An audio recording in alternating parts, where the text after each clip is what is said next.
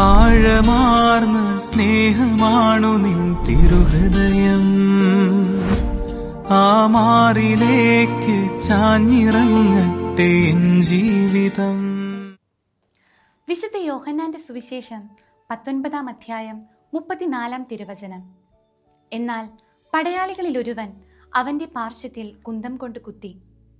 ഉടനെ അതിൽ നിന്ന് രക്തവും വെള്ളവും പുറപ്പെട്ടു.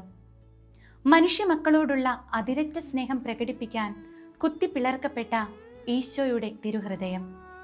പാപത്തെ വെറുക്കുകയും പാപിയെ സ്നേഹിക്കുകയും ചെയ്യുന്ന ആ കരുണാർദ്ര സ്നേഹം തൻ്റെ അരികിലേക്ക് വന്ന ആരെയും മാറ്റി നിർത്തിയില്ല. പാപിനിയായ മഗ്ദലനയിൽ തൻ്റെ ആദ്യ അപ്പസ്തോലയെയും, തള്ളിപ്പറഞ്ഞ പത്രോസിൽ സഭയുടെ ഉറപ്പുള്ള പാറയെയും, സംശയിക്കുന്ന തോമസിൽ തൻ്റെ ഉത്തമ സാക്ഷിയെയും കണ്ടെത്തിയ കരുണാർദ്ര ഹൃദയം. സഭയെ പീഡിപ്പിച്ച സാവൂളിൽ തീക്ഷ്ണത നിറഞ്ഞ പൗലോസിനെയും, ചുങ്കക്കാരൻ ലേവിയിൽ തൻ്റെ അരുമ ശിഷ്യനെയും തിരിച്ചറിഞ്ഞ അലിവാർന്ന ഹൃദയം.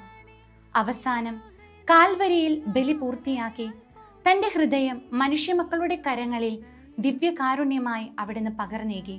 ഈശോയുടെ തിരുഹൃദയത്തെ പോലെ നമ്മുടെ സഹോദരങ്ങളെ ആർദ്രതയോടെ നോക്കിക്കാണാനും അവിടുന്ന് നമ്മെ സ്നേഹിക്കും പോലെ സ്നേഹിക്കാനും, അങ്ങനെ നിന്നെപ്പോലെ നിന്റെ അയൽക്കാരനെയും സ്നേഹിക്കുക എന്ന അവിടുത്തെ സ്നേഹത്തിന്റെ കൽപ്പന നമ്മിൽ പൂർത്തീകരിക്കുവാനും നമുക്ക് പരിശ്രമിക്കാം, പ്രാർത്ഥിക്കാം.